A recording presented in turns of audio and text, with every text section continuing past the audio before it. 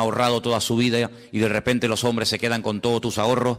Pero ahí hay una lección de que donde tenemos que hacernos tesoros es en el reino de Dios. Porque los tesoros de la tierra se fuman, los tesoros de la tierra se volatilizan, son como neblina. Hoy los tienes y mañana no los tienes. ¿Cuántas personas en este país hace 3, 4, 5 años atrás tenían trabajo, coches, casas, viajaban, compraban y no sé qué, y hoy en día están arruinados? No es que no tengan dinero, es que están arruinados con a veces hasta miles y millones de euros de deuda. Y uno dice, al final resulta que los que tenían tanto están peor que los que toda la vida hemos dependido el día a día del Señor. Porque yo he hablado con gente que ha tenido mucho dinero y están deprimidos, amargados, escondidos, en fin, lo han perdido todo. Y cuando uno ha estado arriba y de repente te lo quitan todo, no sabe adaptarse después a una vida, digamos, a una vida normal. En estos días estaba leyendo un libro, o uno de los libros que estoy leyendo, y en uno de ellos decía que en los tiempos de la Biblia, ya lo dije una vez, en los tiempos de la Biblia se vivía el día a día. Eso ya hoy en día prácticamente no existe. En algunos países sí, pero aquí, por ejemplo, la gente quiere tener, digamos, el mes arregladito, ¿no? Tengo para pagar el mes de la hipoteca o el mes del alquiler. Ya están tranquilos. Y tengo el mes solucionado. Y en la Biblia no se vivía así. En la Biblia se vivía el día a día. Basta a cada día su propio afán, su propio mal. Y el pan nuestro de cada día. Así se vivía en el tiempo de la Biblia. Entonces, si nosotros dependemos día a día del Señor, no vamos a estar agobiados, porque mira, se dice, es que faltan todavía 20 días para terminar el mes. Pero no lo mires así, vive el día a día y el Señor te va a sorprender y te va a proveer el alimento, la comida, lo que sea necesario para el día a día. Y también leía en ese libro algo que me llamó mucho la atención. Yo no digo que tengamos que volver a eso, pero dicen que en los tiempos de la Biblia la gente comía 2 veces al día. Y yo digo, qué curioso, ¿no? Yo creo que todos comemos de más.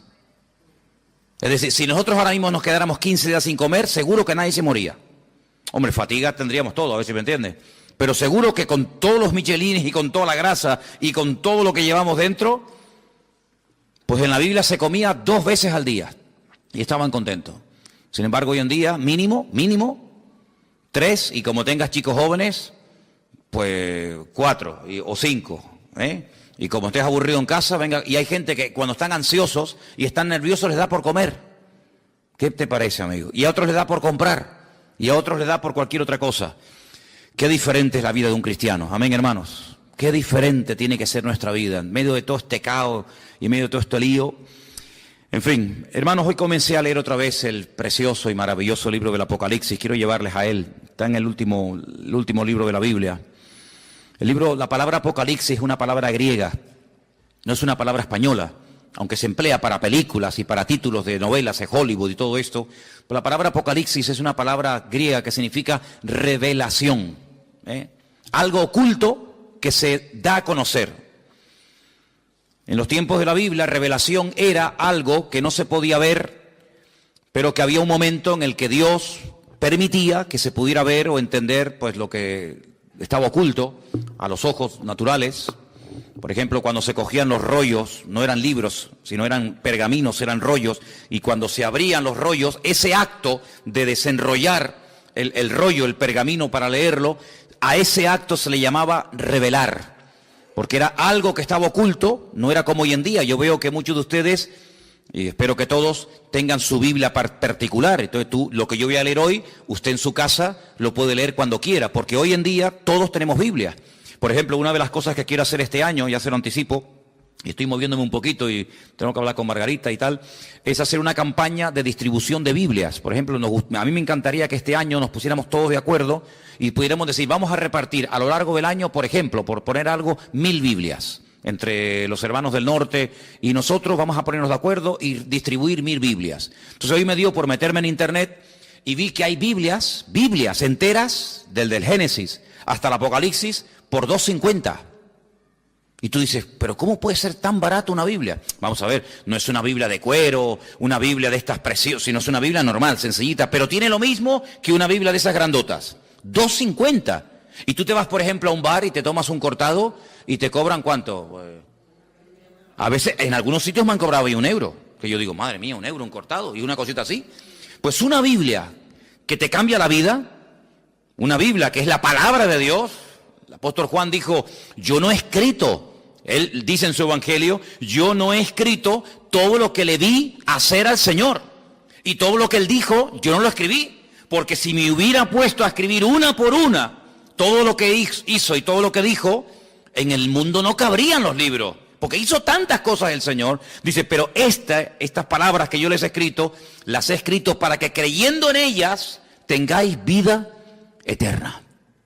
Entonces yo digo, un libro que te da vida eterna, un libro que te aclara dudas, un libro que te responde a preguntas, un libro que trae bendición a la familia, que trae bendición a tu vida, por $2.50, 2 cortados, como quien dice. Entonces yo pienso que sería muy bueno, y de hecho lo vamos a hacer, en este año ponernos una meta, no sé, 500, 600, 800, 1000 Biblias, y entre todos vamos a hacer una especie de campaña, ya les diré cómo tengo pensado hacerlo, para repartir la palabra de Dios.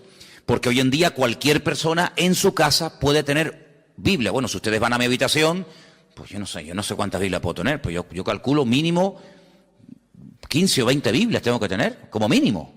Aparte Nuevos Testamentos y a lo mejor, ¿verdad?, en diferentes idiomas y tal. Pero en aquellos tiempos no. En aquellos tiempos no existía la imprenta. En aquellos tiempos había que ir al templo o había que ir a la sinagoga para escuchar que alguien te leyera la Biblia, pero nadie tenía la Biblia en su casa. Esto de poder tener toda la palabra de Dios, todo lo que el Señor reveló a lo largo de la historia en la mano, esto es un milagro. Esto es una maravilla, esto es una joya. Tú tienes uno de los libros más antiguos del mundo. Tú tienes aquí palabras que Dios le dijo a Moisés hace 3500 años. Es una auténtica joya. Y este libro del Apocalipsis, gracias al Señor que lo tenemos, es un libro escrito por uno de los hombres que más conoció al Señor. ¿Quién lo escribió? Lo escribió Juan. ¿Pero Juan el Bautista o Juan cuál? Juan, el discípulo Juan. Pues Juan fue un hombre que vivió aproximadamente, vamos a redondear los números, aproximadamente 100 años.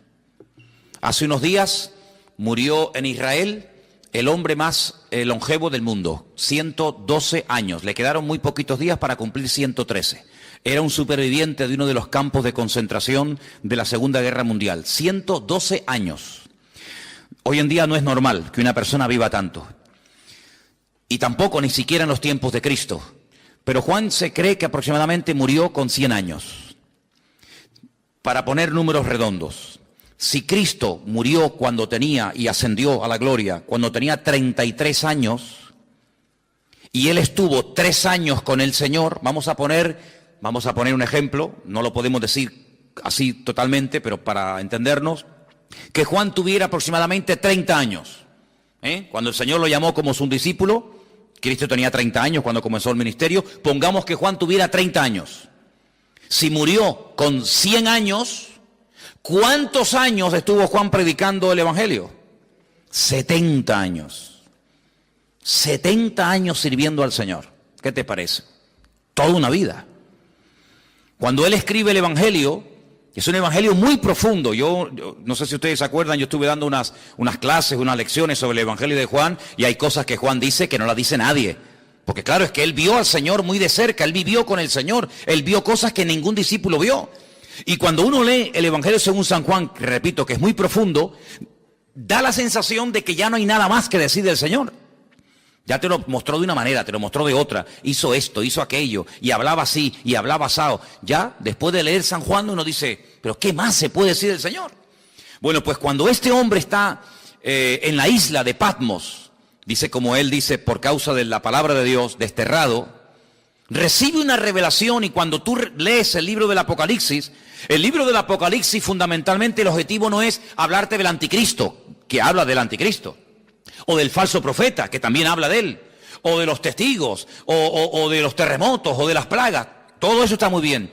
El objetivo, el protagonista del Apocalipsis no es el anticristo, es el Señor Jesucristo. Y Juan presenta y nos cuenta cosas de Jesucristo que si no hubiéramos leído nunca, si no tuviéramos en nuestras Biblias el libro del Apocalipsis, nunca sabríamos del Señor. Porque el libro del Apocalipsis contiene una información que no está en ninguna parte de la Biblia. Por eso es un libro fundamental. Y no solamente es un libro importante, sino es un libro necesario. Yo siempre lo he dicho, y ustedes lo saben, que los creyentes hoy en día tienen que leer y estudiar más que nunca el libro del Apocalipsis. Y prestar menos atención a las noticias de la radio y de los periódicos y de la prensa, porque realmente las verdaderas noticias, la genuina, las verdaderas, están aquí. No solamente en la Biblia, sino en el libro del Apocalipsis.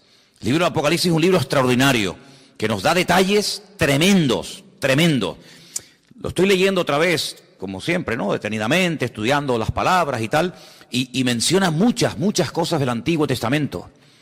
Por ejemplo, hoy leía acerca de los famosos 2 testigos. Los que habéis leído la Apocalipsis saben de lo que estoy hablando. Los que no lo habéis leído, pues dicen, no sé lo que es eso. Bueno, pues los 2 testigos son 2 personas de carne y hueso que estarán en los últimos tiempos predicando la palabra del Señor durante 3 años y medio. Nos dice la Biblia cómo predicarán, dónde vivirán, cómo morirán, qué les va a pasar. Todo eso lo dice el Apocalipsis. Bueno, pues de esos 2 personajes ya habla el profeta Zacarías. Ustedes van al libro de Zacarías, capítulo 4, y allí te habla de los 2 testigos. No aparece la palabra testigos, aparece la palabra, en hebreo dice la palabra hijos. La traducción dice los 2 ungidos.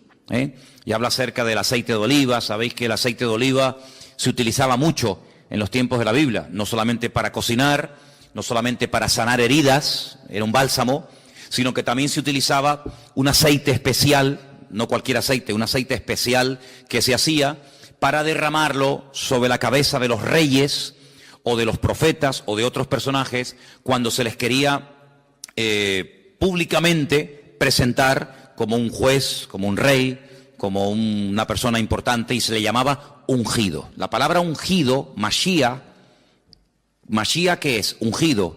¿Y cómo se dice ungido en griego en el Nuevo Testamento? Cristo. La palabra Cristo es la misma palabra Mashiach del Antiguo Testamento. Pasa que una está escrita en hebreo y otra está escrita en griego. Como el Nuevo Testamento se escribió en griego y del griego se tradujo al español o al castellano, entonces cuando leemos el nombre de nuestro Señor Jesucristo, lo leemos así: Jesús, Cristo, Jesucristo. Pero Cristo no es un nombre, Cristo es un título. Es como decir, fulanito de tal, presidente del gobierno, fulanito de tal, presidente del Fútbol Club Barcelona, fulanito de tal, presidente del Cabildo. Cristo no es un nombre, es un título de una función a desarrollar. Por ejemplo, en este momento, a Benjamín Netanyahu, que es el presidente de Israel, se le llama el ungido, se le llama el Mesías. Y tú dices, ¿ah, sí? Sí, claro, porque es un hombre que ha sido capacitado para ser presidente de un país. Entonces, la palabra Mesías, la palabra Cristo, la palabra ungido, nos habla acerca de un cargo, no de un nombre. Jesús se llamaba Yeshua, porque él no era griego, él era judío, y él se llamaba Yeshua. ¿Cómo se dice Yeshua en griego? Jesús. Entonces, son las mismas palabras, pero cambiando, digamos, el nombre, la pronunciación. Juan recibe una revelación de él, dice en el capítulo 1, la revelación de Jesucristo. No es la revelación del falso profeta o del anticristo, no. Es la revelación de Jesucristo. Si quieres conocer mucho de Cristo, tienes que leer los evangelios, Mateo, Marcos, Lucas y Juan, pero también el Apocalipsis. Y dice, esta revelación de Jesucristo, Dios se la dio para manifestar a sus siervos las cosas que deben de suceder pronto. Y la declaró enviándola por medio de su ángel a su siervo Juan. Juan, cuando escribió este libro, dice que lo que él estaba escribiendo iba a suceder pronto. ¿Y cuándo escribió Juan este libro? En el siglo I. Y en el siglo I, cuando él está escribiendo, dice, lo que yo estoy escribiendo ahora, prepárense que esto se va a producir pronto. Pues si eso lo dijo en el siglo I, ahora en el siglo XXI, estamos más cerca que nunca de los acontecimientos finales, ¿sí o no? Es interesante, ¿verdad?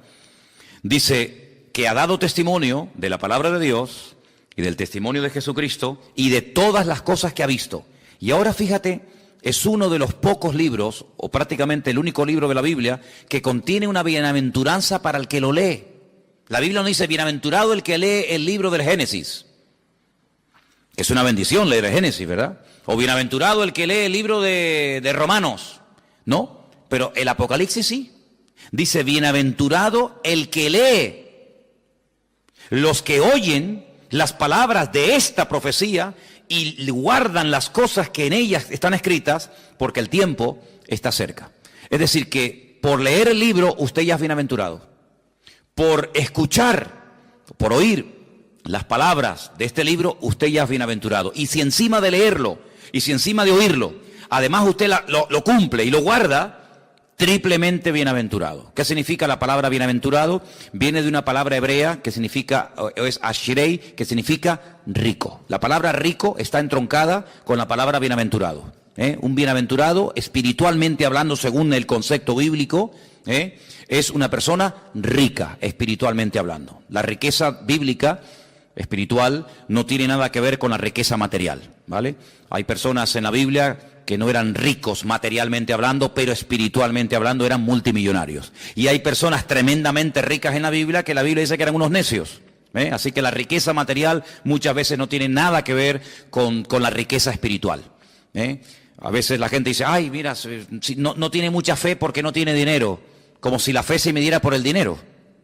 Cuando yo siempre he dicho que es más difícil, mucho más difícil, vivir con poco que vivir con demasiado. ¿Sí o no? Si yo le doy a usted todos los meses 10.000 euros, que no los tengo, a ver si me entiende, pero si yo le diera a usted, o le dieran a usted 10.000 euros, ¿sería muy difícil la vida para ti? Uy, ¿ahora qué compro? ¿Compro el jabón más barato o el más caro? ¿Compro el champú que está muy rico o compro el más baratito? No habría problema, porque cualquier persona, pienso que en un día, 2, media hora, se adaptaría a vivir con 10.000 euros por mes. ¿Sí o no? Sin ningún problema. Pero si a usted le dan todos los meses 200 euros... entonces sí hay que hacer numeritos, Yo creo que a la ministra, a la persona que nombre ministro de Economía, tendrían que nombrar en este país a un ama de casa.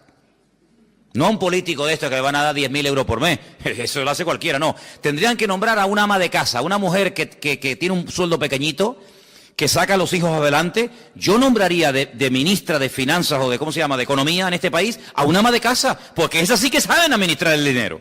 Esas sí que saben que el marido le da tanto dinero y le llega. Esos son. Aquí hay un montón de ministras de Economía y pasa que no las reconocen, ¿no? Bueno, pues Juan está allí en la isla de Patmos y uno dice, bueno, ¿y qué hacía allí Juan? Si Juan vivía en Éfeso.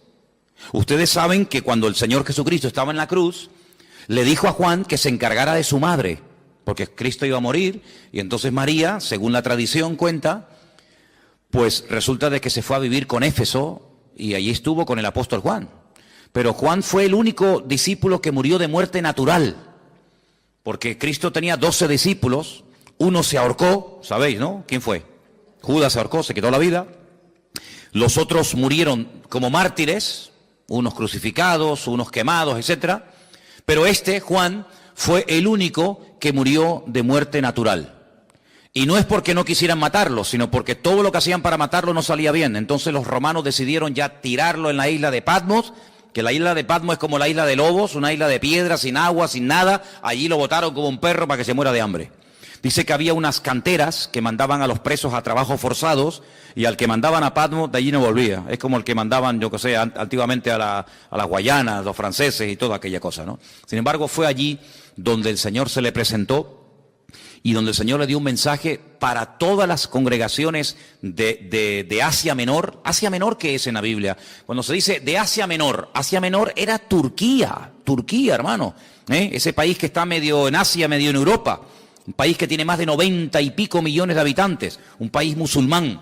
Allí en Turquía era donde estaban las famosas 7 iglesias del Apocalipsis. Éfeso, Esmirna, Pérgamo, Tiatira, la Odisea, Sardis. Entonces vamos a leer en el versículo 4, porque dice, Juan, a las 7 iglesias que están en Asia, gracia y paz a vosotros, del que es, del que era y del que ha de venir, y de los 7 espíritus que están delante de su trono, y de Jesucristo, testigo fiel, primogénito de los muertos, el soberano de los reyes de la tierra, al que nos amó y nos lavó de nuestros pecados con su sangre, y nos hizo reyes y sacerdotes para Dios su Padre. A Él sea la gloria e imperio por los siglos de los siglos. Amén. He aquí que viene con las nubes. ¿Quién? El Señor. Viene otra vez, viene otra vez. Pero algunos dirán, pero no vino ya. Sí, ya vino, pero vino a morir. Vino como cordero sufriente. Vino para derramar su sangre por los pecadores. Pero ahora viene otra vez, pero no en relación con el pecado. Viene como rey triunfante, viene a establecer su reino sobre la tierra. Y dice que en esta ocasión todo ojo le verá. Oye, esto es tremendo, ¿eh? ¿Qué significa todo ojo le verá? Que todo ojo le verá. Que todo el mundo le va a ver cuando venga. En la primera venida no todo el mundo lo vio. Muchos no se enteraron. Por ejemplo, los judíos que vivían en Roma, cuando nació el Señor Jesucristo en Israel, no sabían que había nacido el Mesías. ¿Cómo se enteraron? Por los predicadores, por los misioneros, por los apóstoles, por los discípulos que iban a una sinagoga en Roma, en Corinto, en Éfeso, en donde fuera, y decían, venimos a decirles que nuestro Mesías, del cual habló Isaías, Jeremías, Daniel, etcétera, etcétera, ha nacido. No me digas. Sí, ha nacido. Claro, no había radio, no había internet, no había televisión, no había nada. ¿Cómo se enteraba la gente? A través de los predicadores. Ahora se dan cuenta ustedes lo importante que era predicar. Por eso dice Pablo, ¿y cómo van a creer si no hay nadie quien les predique? No había Biblias, no había emisoras cristianas, no había radio, no había nada. Entonces, qué importante era que los hombres fueran por todas las naciones diciendo que ha venido, que ha nacido, y no me diga, y mira, y sanó a los enfermos, y resucitó a los muertos, y murió en la cruz, y resucitó al tercer día. Y claro, para ellos era una gloria. Pero en esta ocasión no va a haber esa ignorancia, sino que en esta ocasión dice la Biblia, categóricamente, todo ojo le verá. Todo el mundo, cuando el Señor venga por segunda vez, todo el mundo se va a enterar. Nadie va a decir en Tacoronte, ¿quién vino? ¿Quién? Ah, pues yo no. Todo el mundo lo va a saber. Todas las islas, todos los continentes, todas las ciudades, todas las televisiones del mundo, todas las radios, todos los periódicos, todo el mundo, los 7.000 millones de habitantes que hay en el planeta Tierra en este momento, todo el mundo sabrá que el Señor Jesucristo vino. Pero no solamente los que estén presentes en ese momento, sino dice, y los que le traspasaron. ¿Cómo que los que le traspasaron? Sí. Los que le traspasaron ya están muertos. ¿Sí o no? Los romanos que le clavaron aquellos clavos en el pie y en la mano y le traspasaron el costado y le pusieron la corona de espina, ¿cómo lo van a ver si ya murieron? Pues no te das cuenta de que la Biblia a veces te habla de un mensaje superficialmente, pero indirectamente, sin mencionar la palabra, si los que le traspasaron le van a volver a ver, te está dando a entender la Biblia que se producirá una resurrección de los muertos. Porque si no, ¿cómo le van a ver si están muertos? Entonces no te menciona la palabra resurrección, pero dice, cuando venga todo ojo le verá, también le verán los que le traspasaron, y dice, todos los linajes de la tierra harán lamentación por él. Y Juan dice, sí, amén, estoy de acuerdo, perfectamente, es así. ¿Te das cuenta? La palabra amén, cuando tú pones la palabra, por ejemplo, si buscas la palabra en hebreo fe, la palabra que se emplea para fe, generalmente la palabra emuná. Emuná es fe en hebreo. Se puede traducir como fe o también como confianza, pero generalmente es fe. La palabra emuná, dentro de la palabra está la palabra amén. Si tú, en hebreo, hay algo muy bonito, y es que dentro de una palabra hay una, dos o tres palabras. Incluso a veces de una palabra, no de todas, cuidado, pero a veces hay palabras en hebreo que de una palabra puedes sacar 750 palabras diferentes. Y usted dice, ¿cómo? De una palabra, combinando las palabras, por ejemplo, poniendo la P aquí, la H allí, la M por acá, la L por allá, de una misma palabra, siendo combinaciones, pueden sacar hasta 750 términos diferentes. Entonces la palabra amén está dentro, tú ves la palabra emuná en hebreo y ves que pone dentro amén. Porque cuando decimos amén, cuando nosotros los creyentes decimos amén, que es un acróstico, pues estamos diciendo que tengo fe en afirmar lo que esa persona está diciendo. Cuando yo digo, hermano, el Señor Jesucristo vendrá, amén. Cuando usted dice amén, está diciendo de una forma resumida, tengo fe en lo que tú estás diciendo y lo firmo. Tengo fe de que el Señor volverá otra vez. Pero para no decir, tengo fe en que el Señor volverá otra vez, usted dice simplemente, amén. Y diciendo amén, usted afirma como que usted está de acuerdo con la afirmación que se acaba de decir. Por eso digo muchas veces, no diga amén a todo lo que se oye. Porque cuando usted dice amén a todo, quiere decir que está de acuerdo con todo lo que se está diciendo. Así que piénselo bien. Así que el Señor dice, yo soy el alfa y la omega. Yo me imagino que todos lo sabrán, pero cuando leía esta mañana el Apocalipsis en la versión hebrea, no dice evidentemente el alfa y la omega, porque el alfa y la omega es la primera y la última letra del alfabeto griego, ¿vale? En nuestro idioma sería la A y la Z. Yo soy la A y la Z. En hebreo yo soy la Aleph y yo soy la Taf, ¿vale? El principio y el fin, dice el Señor, el que es, el que era y el que ha de venir, el Todopoderoso, ¿vale? El Todopoderoso, el eterno Dios. El nombre de Dios lo hemos explicado 1.000.000 de veces. El nombre de Dios es un nombre que no tiene vocales. Es un nombre que solamente tiene consonantes. Son Yod, Hei, Bat, Hei. A menos que usted le ponga vocales a esas letras, no se pueden pronunciar, porque ¿cómo vamos a pronunciar una palabra si no tiene vocales? Se une la consonante con la vocal y entonces creamos las sílabas y las palabras. Entonces el nombre de Dios es un nombre aparentemente impronunciable porque cuando se escribió originalmente no tenía vocales. Pero si usted ve cómo se escribe el verbo ser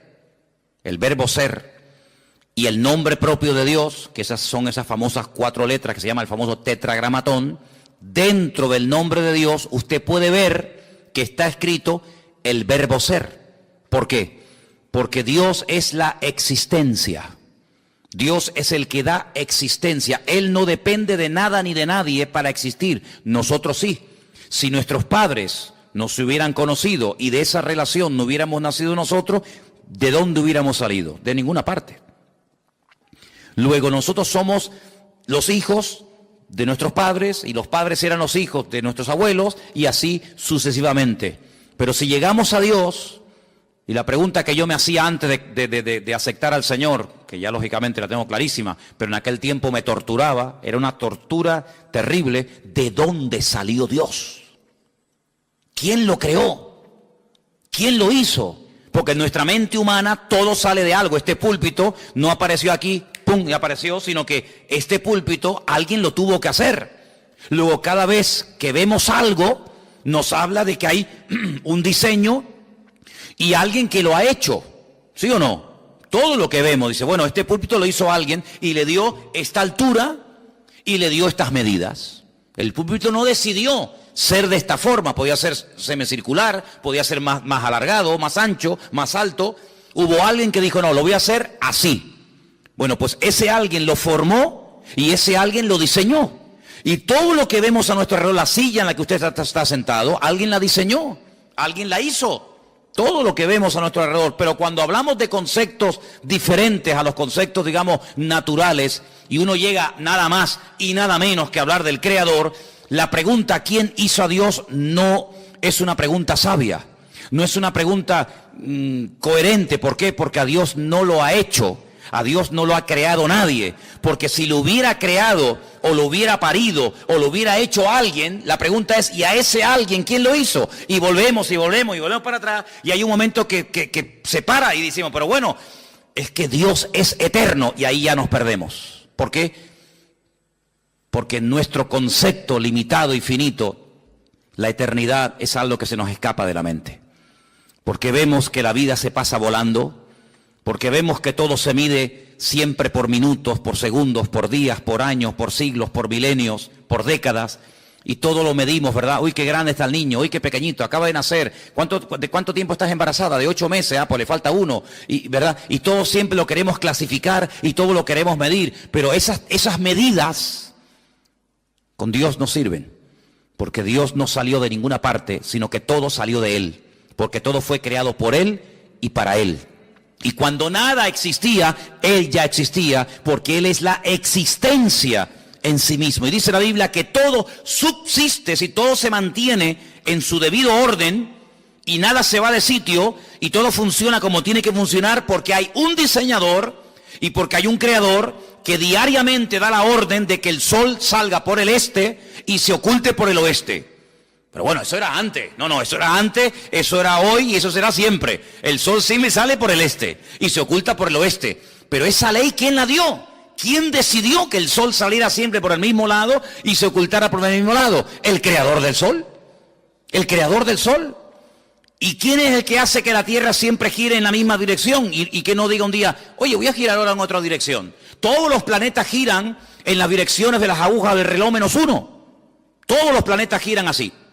Pero hay uno que Dios dice, no, tú al revés, y gira al revés. ¿Quién decide eso?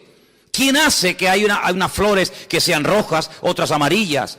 ¿Quién hace todo eso? El que las diseñó, el que las creó. No es así por casualidad, sino que hay un diseñador y hay un creador. Y ese Dios es la existencia misma y por eso en su nombre propio, pues lleva la existencia, el verbo ser. Ahora ese nombre, cuando leemos, por ejemplo, algunas Biblias sale la palabra Jehová. En otras Biblias sale la palabra Adonai, o Señor. En otras Biblias aparece la palabra Yahvé, ¿no? Muy bien, todo eso está muy bien. Pero el verdadero nombre propio de Dios no tiene vocales, pero se le tuvo que poner vocales para poder pronunciarlo, ¿os dais cuenta? Y ahora, ese Dios creador, ese Dios diseñador, que es uno, Dios es uno, dice la Biblia, ese Dios amó tanto al mundo que dice que salió de él su Hijo unigénito, que al mismo tiempo su Hijo es el mismo. Y uno dice, pero ¿cómo puede haber? Porque si salió el Hijo del Padre, está el Hijo y está el Padre. Pero vamos a ver, ustedes no sois, ¿cuántos sois padres aquí? Muy bien, o madres. Bien. Pero usted es madre y usted es hija al mismo tiempo. ¿Sí o no? Lo que pasa es que a donde yo voy, por ejemplo, cuando voy a la casa de mi madre, allí soy hijo. Pero cuando estoy aquí, aquí soy padre. Y cuando estoy en mi casa soy marido. Y cuando estoy aquí soy pastor. Y tantas cosas al mismo tiempo, sí, no pasa nada. No tengo que dejar de ser hijo para ser padre. Puedo ser hijo y padre al mismo tiempo. Y abuelo y bisabuelo. Abuelo por el camino que llevamos. Pero bueno, se puede ser muchas cosas al mismo tiempo, ¿sí o no? Pues Dios no tiene ese problema. Dios no tiene ese problema. Entonces, su hijo viene al mundo en forma humana. Claro, tuvo que venir en forma humana. Y por eso necesitó, pues, un estuche, un instrumento humano, como fue su madre. Y entonces, cuando él viene a este mundo y hace su obra, hace su ministerio, se registra en los evangelios su ministerio, pero hay muchas cosas que el Señor todavía no ha hecho. Hay muchas cosas, muchos cambios, muchas maravillas que tienen que ocurrir en la creación, en la naturaleza, en la raza humana, que no están en los evangelios.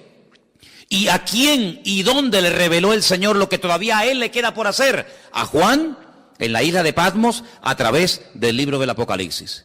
Y esa información no era una información codificada, No sé cuántos de ustedes se acuerdan que antes había el Canal Plus, estaba codificado, ¿se acuerdan?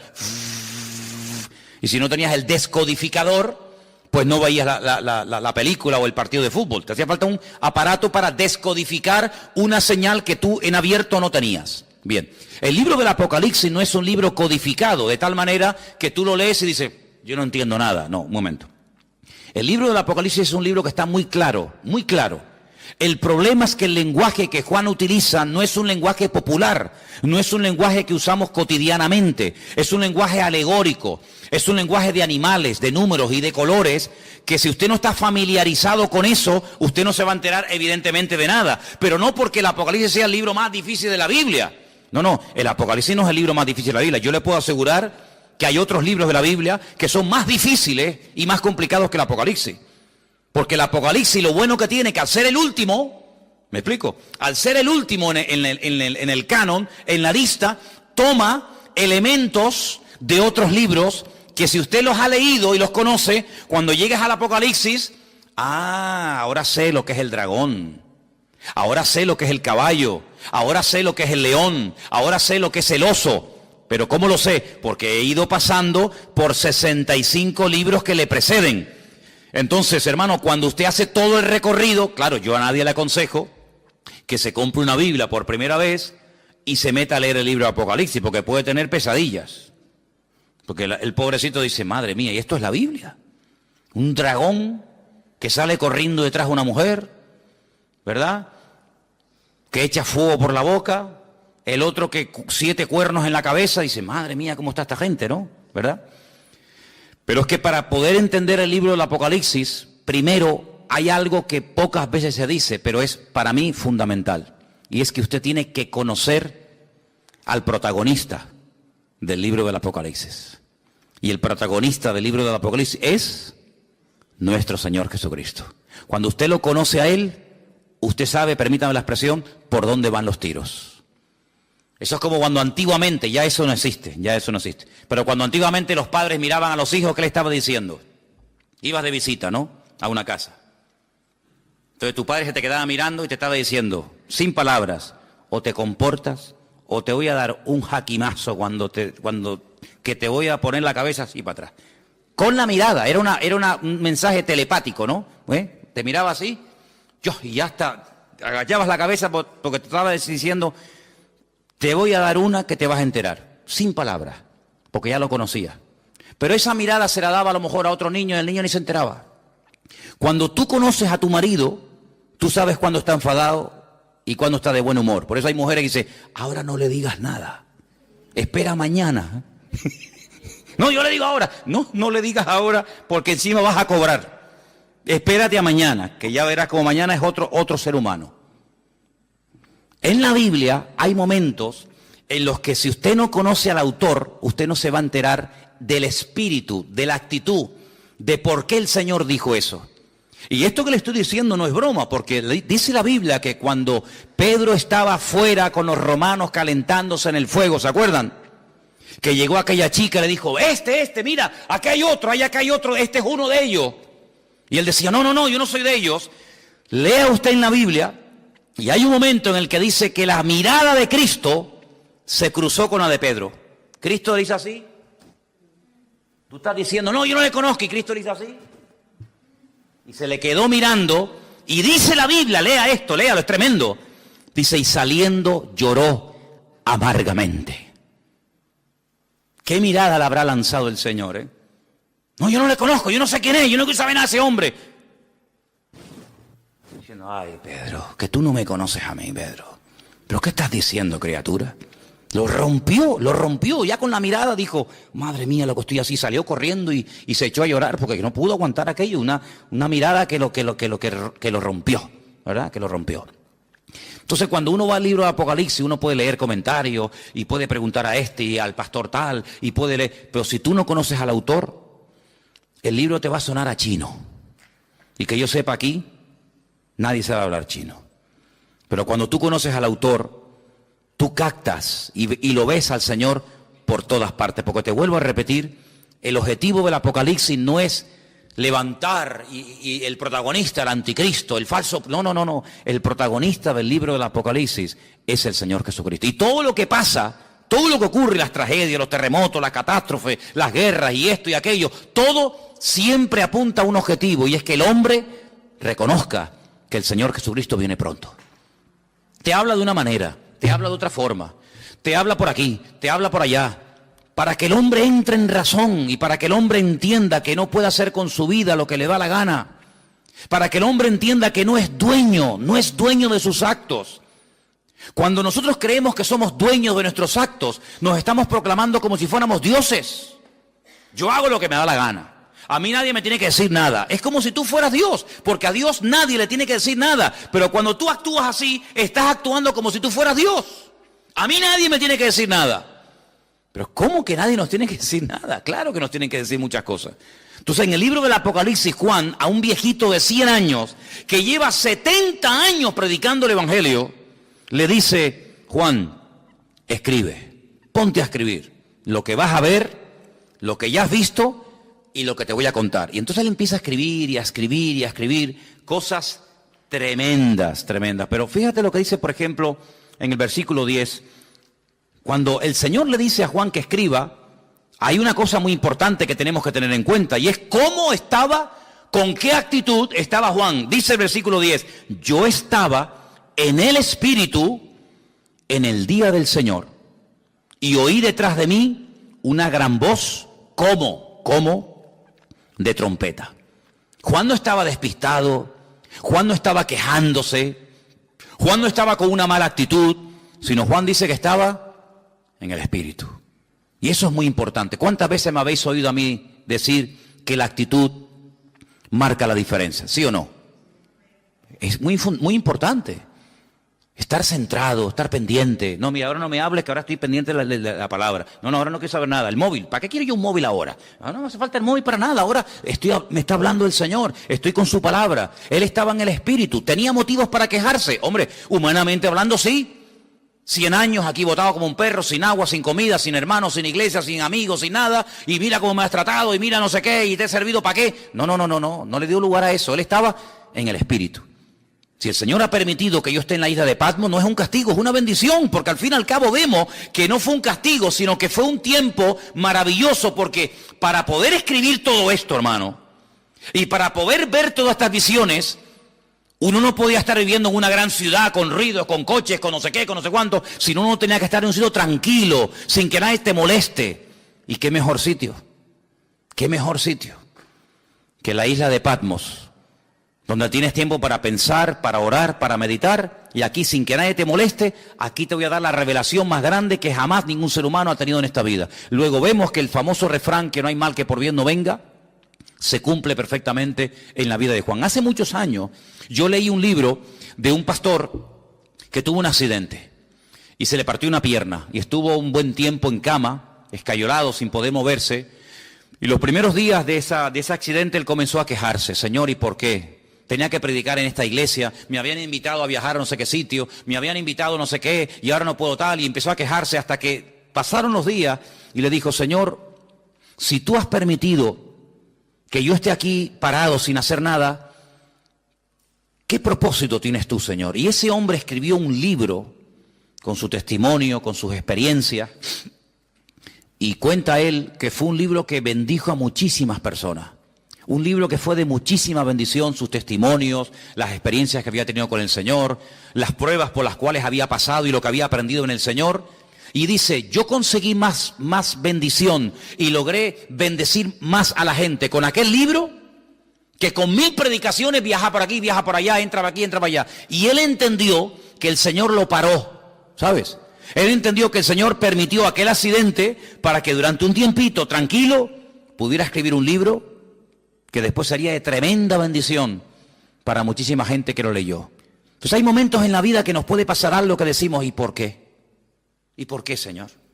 ¿Y por qué tal? ¿Y por qué esto? ¿Y por qué el marido? ¿Y por qué el niño? ¿Y por qué no me dieron el trabajo que me habían prometido? ¿Y por qué no sé qué? ¿Por qué? ¿Y por qué? ¿Y por qué? Y hace muchos años, yo era recién convertido, vino a Las Palmas a predicar una señora que dice ella, en aquellos años, que era la capellana de una de las cárceles más peligrosas de los Estados Unidos, la cárcel de Sing Sing.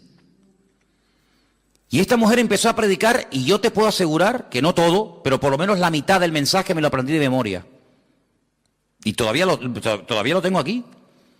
Y ella empezó diciendo, hay una pregunta que si nosotros nos la hacemos podemos volvernos locos. Y es una pregunta, y la pregunta es ¿por qué? Y sobre esa pregunta ella basó su mensaje. Y a mí se me quedó tan grabado aquello. Y ella hablaba acerca de lo peligroso que es cuando nos pasa algo en la vida, entrar a pelearnos con Dios. ¿Y por qué no sé qué? ¿Y por qué no sé cuándo? ¿Y por qué? Yo creo que nosotros ahora que hemos ya comenzado un poquito a levantar vuelo y a entender y a conocer un poquito más al Señor, vamos a cambiar la pregunta. Vamos a dejar el por qué.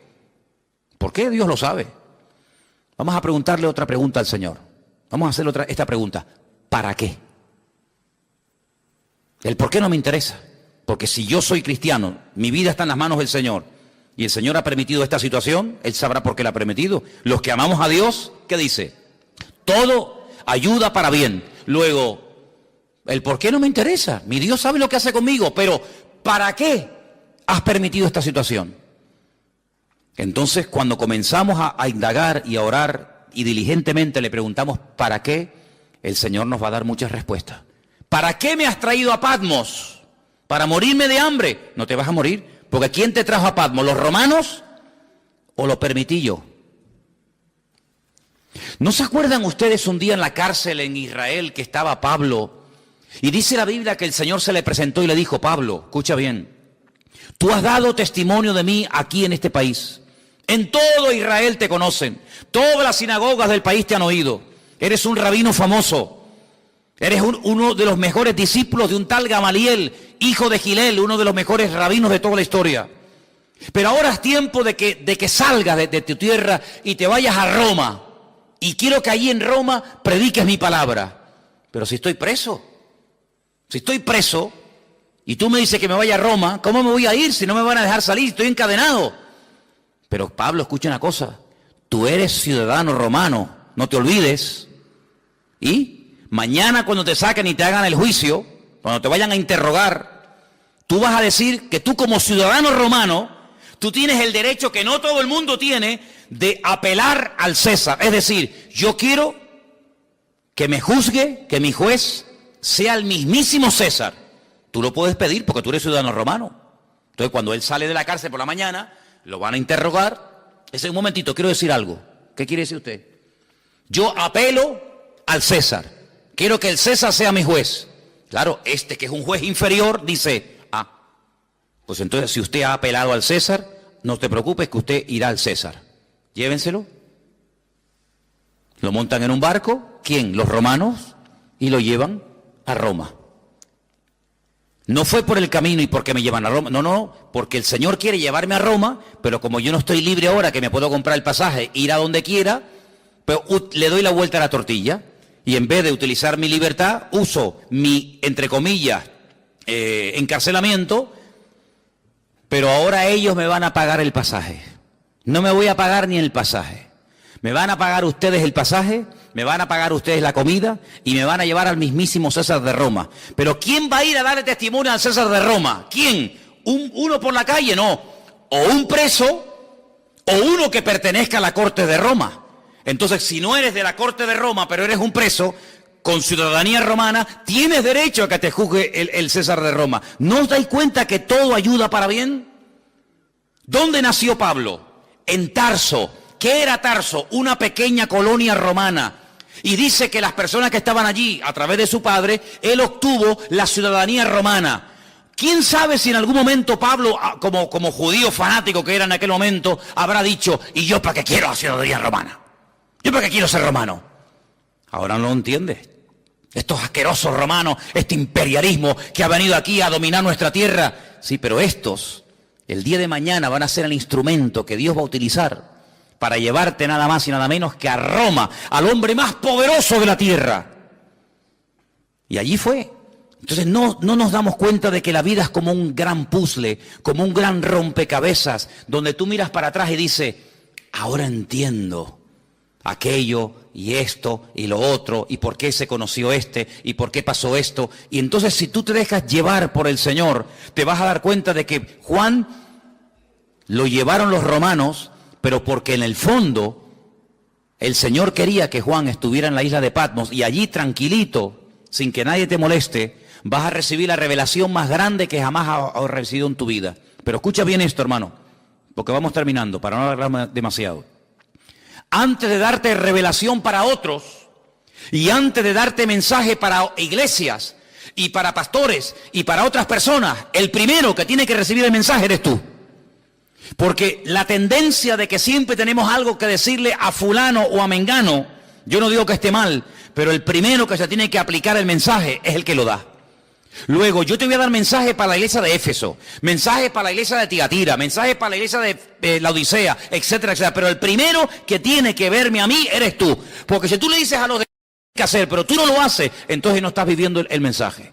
Y eso es algo que tenemos que tener muy claro en la vida. Primeramente, aplicarnos la palabra. Primeramente, conocer nosotros al Señor para después tener autoridad para decirle a otras personas que conozcan al Señor. ¿Qué Señor quieres que conozcas?